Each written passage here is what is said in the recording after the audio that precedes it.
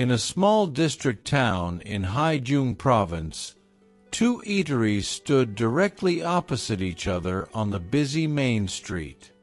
On one side was Marcus and Elena's Faux House, run by the young, hard-working couple Marcus and Elena.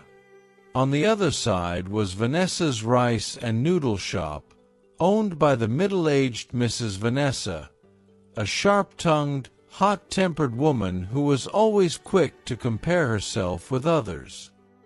Before Marcus and Elena opened their place, Mrs. Vanessa's shop was always packed from morning till late at night. Customers flowed in and out non-stop. She had to hire 3 or 4 extra helpers just to keep up. The fragrant smell of her beef noodle soup filled the entire street, and the sound of laughter and chatter never stopped. Mrs. Vanessa would smile proudly while counting money, often boasting that her shop was the best in the whole district. But everything changed just a few months after Marcus and Elena opened their Faux House. Their food was clean, delicious, reasonably priced, and the service was warm and attentive. Gradually, more and more customers began crossing the street to their side. At first it was just a few, but soon the flow became a flood. Mrs. Vanessa's shop grew quieter day by day. Only a handful of old regulars who ate on credit and a few long-haul truck drivers still came in. She had to let all her workers go. Each day she cooked only 1/3 of what she used to, yet there was still leftover food that went bad and had to be thrown away. The stench of spoiled meat and sour vegetables filled the back of her shop. Mrs. Vanessa would stand at her doorway, eyes burning with hatred, staring across the street at the bustling crowd in Marcus and Elena's place. She clenched her teeth and hissed, "Those thieves! They stole all my customers!" One humid morning, a familiar group of rough young men swaggered into Mrs. Vanessa's nearly empty shop for another free meal. Leading them was Scar Long, a man with an ugly scar running down his cheek, fierce eyes, and a reputation as a former gangster. Now that his glory days were over, he and his gang spent their time drinking, gambling, and causing trouble all night. They had been eating at Mrs. Vanessa's shop on credit for nearly a month without paying a single dong. After finishing their meal, Scar Long wiped his mouth, glanced slyly at the crowded shop across the street, and leaned close to Mrs. Vanessa's ear. He whispered something in a low, cunning voice. At first Mrs. Vanessa sneered in disbelief, but the more she listened, the more her eyes lit up with a dangerous mix of greed and deep resentment. Finally, she nodded eagerly. "Fine. If you can really do it, I won't forget your help. Here's the deposit money. When it's done, I'll pay you the full amount, not a penny less." Scar Long grinned wickedly, pocketed the thick wad of cash, and disappeared with his 3 followers. The very next morning, during the busiest hour, Marcus and Elena's Faux House was packed with customers. Marcus and Elena were rushing around serving tables when Scar Long and his gang boldly walked in. They ordered 4 large bowls of beef pho, then sat with their feet pulled up on the plastic chairs, their dirty flip-flops still on, covered in mud. A foul smell rose from their feet. The other customers wrinkled their noses and whispered in discomfort, but no one dared say anything. When the steaming bowls of pho arrived, Scarlong took one sip, then suddenly slammed his hand on the table and roared loud enough for the whole shop to hear. "Boss, get out here right now. Look at this.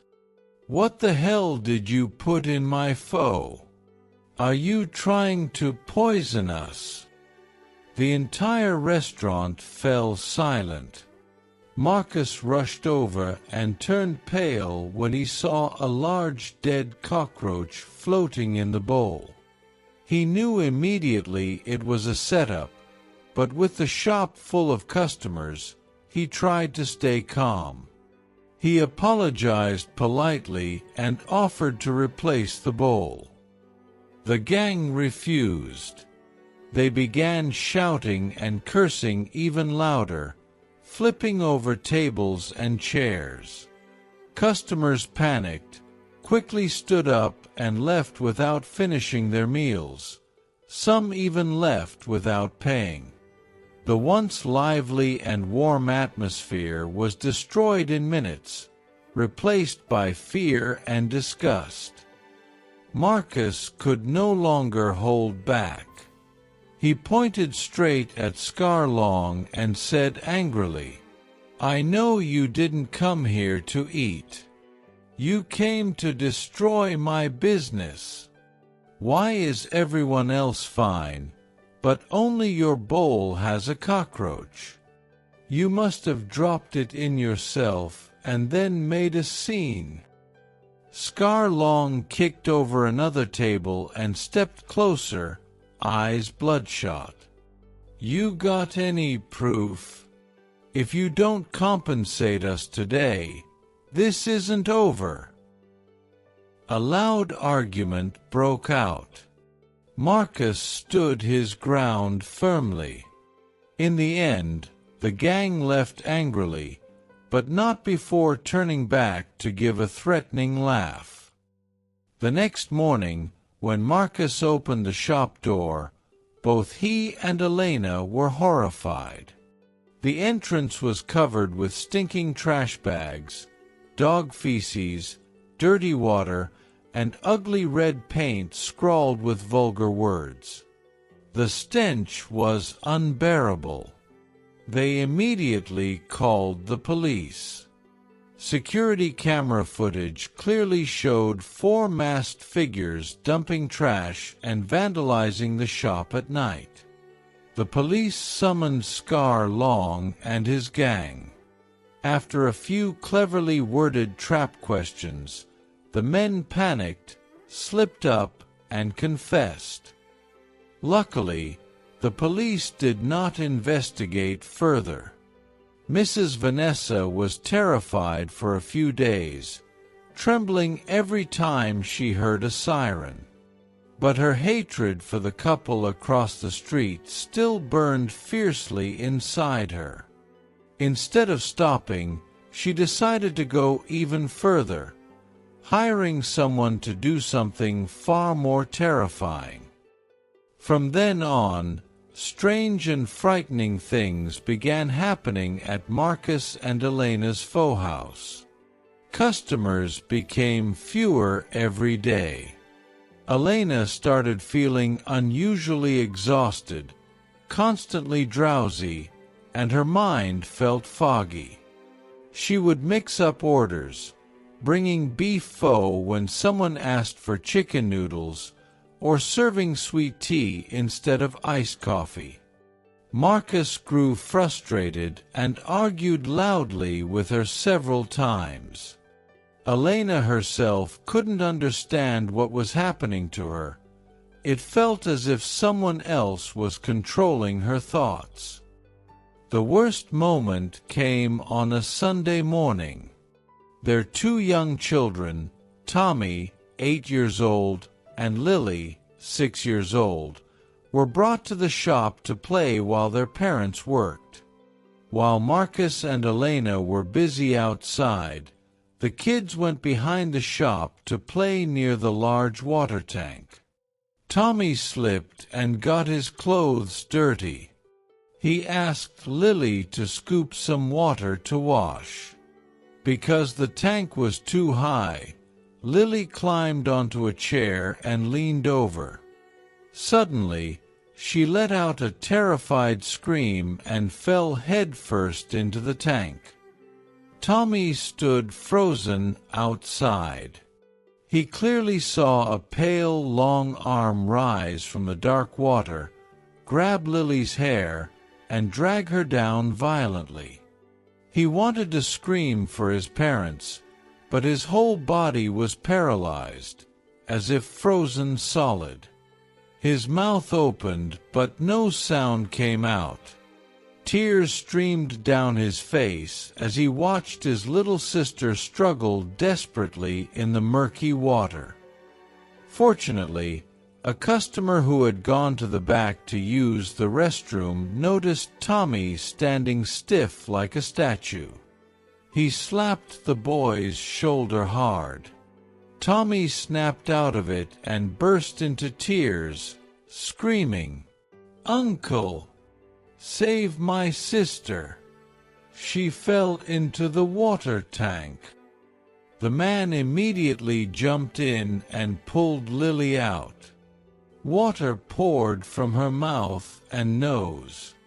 Thankfully, she was still breathing. Marcus and Elena ran over in panic, carrying their daughter and shaking her until the water came out. They rushed her straight to the hospital. The doctors said it was a miracle she survived without serious damage. Many days later, when Lily had calmed down, Grandma Sophia gently asked what happened. The little girl trembled and whispered in a tiny voice, "I climbed up. Then from under the water, a cold, long hand grabbed my hair and pulled me down. It was smiling, a very scary smile."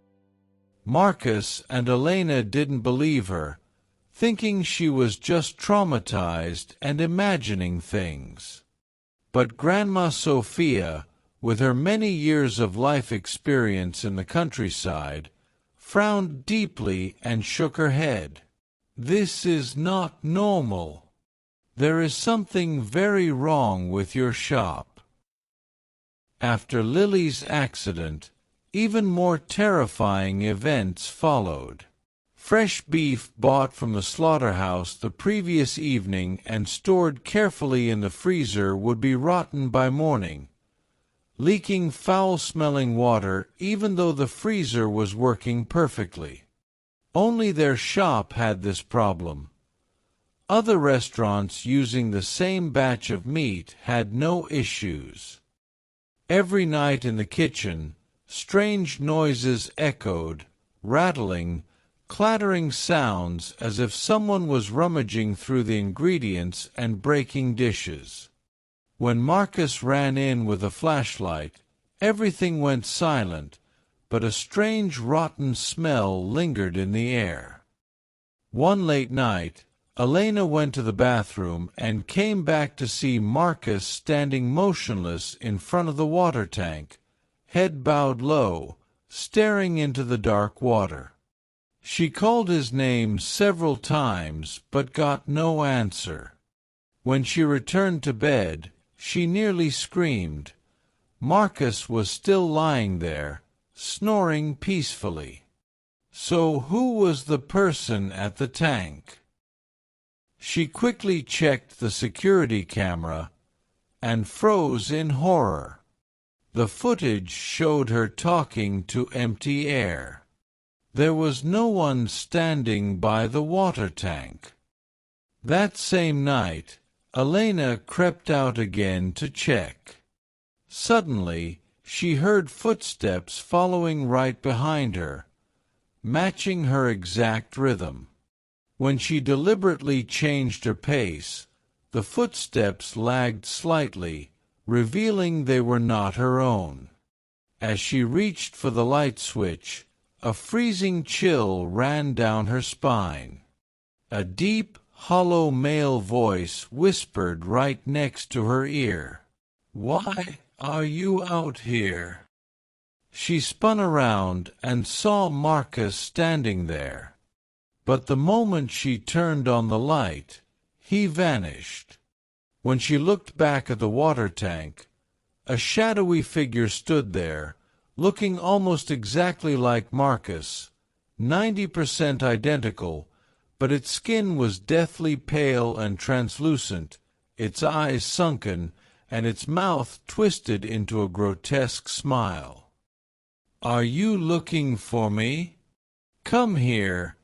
Come to me." Elena screamed in terror and ran frantically back into the house. This time Marcus watched the camera footage with her and saw the blurry white figure moving near the tank. Both of them were terrified. They quickly closed the shop and drove home to tell Grandma Sophia everything. Grandma Sophia's face turned serious. "Your shop has been cursed with black magic. We must resolve it immediately. The sooner the better."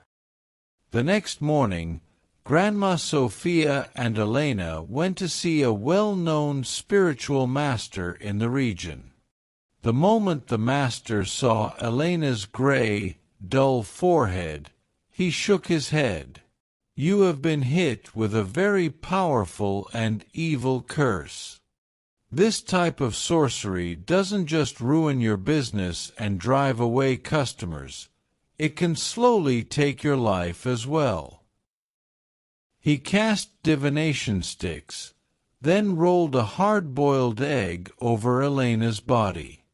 When he peeled it, the yolk was pitch black like charcoal, emitting a nauseating rotten stench that made everyone cover their noses.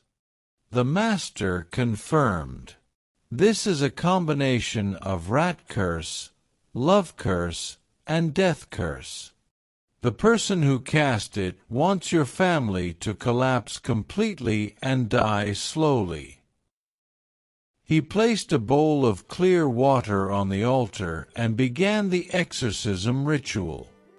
During the ceremony, Elena suddenly felt unbearable itching all over her body, as if thousands of ants were crawling under her skin. Her eyes turned blood red, foam dripped from her mouth, and she screamed vulgar curses in a voice that wasn't hers. Grandma Sophia had to use all her strength to hold her down. The clear water in the bowl suddenly turned dark red like fresh blood. The master said grimly, "Someone is fighting back with magic." He struggled intensely, sweat pouring down his face like rain, his hands shaking. Finally, in a desperate move, he took a copper knife, slashed his fingertip, and let his blood drip into the bowl. A loud hissing sound erupted as the water boiled violently, then gradually calmed. Elena collapsed, drenched in sweat, but her eyes slowly cleared and returned to normal. After the ritual, peace returned to Marcus and Elena's shop. Customers gradually came back. Meanwhile, terrible things began happening at Mrs. Vanessa's place. She was tormented for nearly a month. Every night she dreamed of a white ghost strangling her, and during the day she screamed nonsense and couldn't eat or sleep. Eventually, she went completely insane and had to be sent to a mental hospital. Her husband, terrified, sold their land at a very low price and fled far away, never to be seen again. Strangely, just a few days after the exorcism, News spread across the province that a famous sorcerer named Master Tay had suddenly suffered a stroke and died under horrifying circumstances. People said his body was covered in bruises as if he had been brutally tortured, his eyes wide open in terror, mouth twisted, limbs contorted. Police and forensic experts investigated but found no signs of murder. Many whispered that Mrs. Vanessa had hired Master Tay to curse Marcus and Elena's family, but the black magic had rebounded on him instead. In the years that followed, Marcus and Elena's faux house became busier than ever. They eventually bought the old land where Mrs. Vanessa's shop once stood and expanded into a large, successful restaurant. Their life became comfortable and prosperous, and their children grew up healthy and happy. The story leaves a clear lesson.